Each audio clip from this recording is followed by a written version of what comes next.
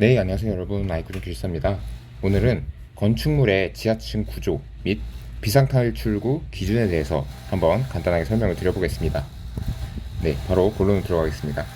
지하층의 구조는 어떤 걸 지하층이라고 하느냐부터 알아야 합니다. 이 그림은 방제신문에서 가져왔는데요. 과연 지하층의 정의부터 먼저 보겠습니다. 건축물의 바닥이 지표면 아래에 있고 바닥에서 지표면까지의 평균 높이가 해당 층 높이의 2분의 1 이상입니다. 자, 먼저 왼쪽 그림부터 보겠습니다. 이렇게 이 부분이 GL, 그라운드 레벨입니다. 이 그라운드 레벨까지의 높이가 H라고 하고 층고가 이 해당 층의 층고가 대문자 H라고 했을 때 지하층의 조건을 만족하려면 H, 즉 지표면에서 해당 층의 바닥까지의 높이가 2분의 H 이상이어야 한다. 요 말을 이렇게 수식으로 간단하게 표현을 할 수가 있죠. 그래서 기술사 답안지에 적어주실 때는 요 수식을 꼭 적어주시는 게 좋습니다. 그러면 저희가 평소에 이렇게 지표면이 일정한 건축물도 있지만 요 두 번째 그림과 같이 지표면의 높이가 좌우가 다른 건축물이 있습니다. 자, 그럼 이럴 때는 정에 나와 있죠. 평균 높이를 계산하라고 했습니다. 즉 바닥에서 지표면까지의 평균 높이. 그러면 여기서 H1 그리고 여기를 H2라고 했을 때 평균 높이이므로 2분의 H1 더하기 H2가 되겠죠. 그럼 요 값이 요 층고 대문자 H보다 대문자 H의 절반 값보다 커야 지하층으로 본다 라고 보시면 되겠습니다. 다음으로 구조 및 설비입니다. 자, 지하층은 면적에 따라서 어떤 설비를 설치하느냐 아니냐가 정해지는데요. 첫 번째로 지하층의 바닥 면적이 50제곱미터 이상인 경우에는 직통 계단을 설치해야 합니다. 그리고 뒤에서 설명드리겠지만 비상 탈출구 그리고 환기통을 설치해야 합니다. 여기에 또 공연장이라던가 예식장, 수련시설 등 사람들이 많이 모이는 다중이용 시설 같은 경우에는 직통 계단을 2개 이상 설치를 해야 합니다. 2개 이상 설치한 이유는 아무래도 사람이 많다. 즉 제실자 밀도가 높기 때문에 사람들이 원활하게 탈출할 수 있도록 직통 계단을 2개 이상 설치하라는 거죠. 두 번째로는 300m 제곱미터 이상일 때는 식수 공급을 위한 급수전이 1개 이상 필요합니다. 급수전의 용도가 딱 정해진 것은 아니지만 저희가 화재 상황에서 탈출할 때 손수건에 물을 묻혀서 호흡기에 연기가 들어오는 것을 막는다던가 아니면 옷을 좀 적셔서 열기로부터 좀 몸을 보호하는 등의 용도로 사용할 수가 있겠습니다. 세 번째로 지하층의 면적이 1000제곱미터 이상인 경우에는 직통 계단을 특별 피난 계단 혹은 피난 계단으로 설치를 해야 하고 거기에 환기 설비를 설치해야 합니다. 아시겠지만 지하층의 경우에는 연기 배출이 원활하지가 않습니다. 일반적인 건축물은 사방이 개구부 혹은 창문 등으로 이렇게 개방이 되어 있어 연기가 잘 배출이 되는데 지하층은 바닥 아래에 있기 때문에 연기가 나가기가 쉽지 않죠. 그래서 이 출입구로 연기가 몰려서 배출이 됩니다. 다음으로 비상탈출구의 기준입니다. 이 사진 또한 방제신문에서 가져왔는데 먼저 기준부터 말씀을 드리고 이 그림에 대해서 설명을 드리겠습니다.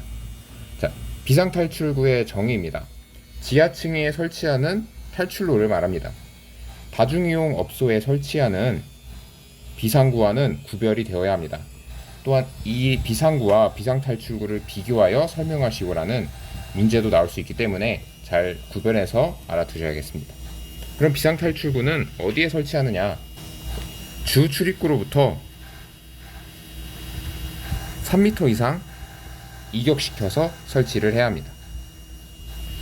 이 비상탈출구의 목적이 주 출입구와 더불어 하나의 또 다른 탈출로를 마련해 주기 위한 것이죠.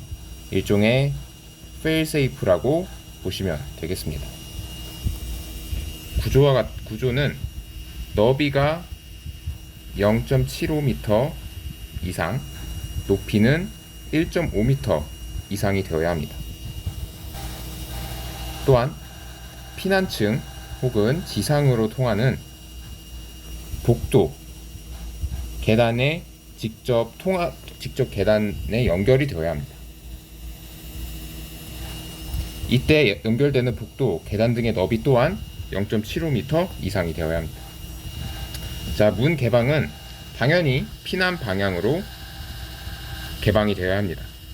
즉, 지하층이 비상탈출구가 이렇게 있을 때 문 개방 방향이 이렇게 되는 것이 아니라 밖으로 쉽게 나갈 수 있게 이렇게 설치가 되라는 것이죠.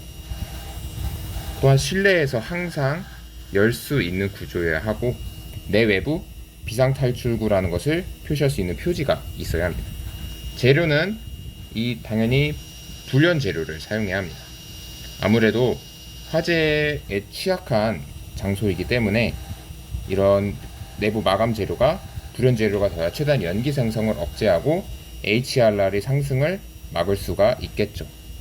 조명은 소방병명을 준용하도록 하고 사다리와 같은 경우에는 위에서 그림으로 말씀을 드리면 이게 비상탈출구인데 비상탈출구로 올라가는 높이가, 즉 비상탈출구 하단의 높이가 1.2m 이상인 경우에 설치를 해야 되는데 그 사다리의 폭이 20cm 이상이어야 됩니다. 2cm 이상이라는 건 밟고 올라가기에 좋아야 한다는 거죠. 마지막으로 기타는 진입 부분 그리고 통로 등에는 통행에 지장이 없도록 어떤 지장물이나 장애물이 있어서는 안 되겠습니다. 자, 정리하는 개념으로 이 그림에 대해서 설명을 드리면, 자, 여기가 주 출입구이고 앞서 말씀드렸던 여기가 비상탈출구입니다. 주 출입구와 비상탈출구는 최소 3m 이상 이격이 되어야 하고요. 그리고 비상탈출구는 50제곱미터 바닥 면적이, 지하층의 해당 면적이 50제곱미터 이상이라면 설치를 해야 합니다. 그리고 이 비상탈출구는 표시가 있어야 하고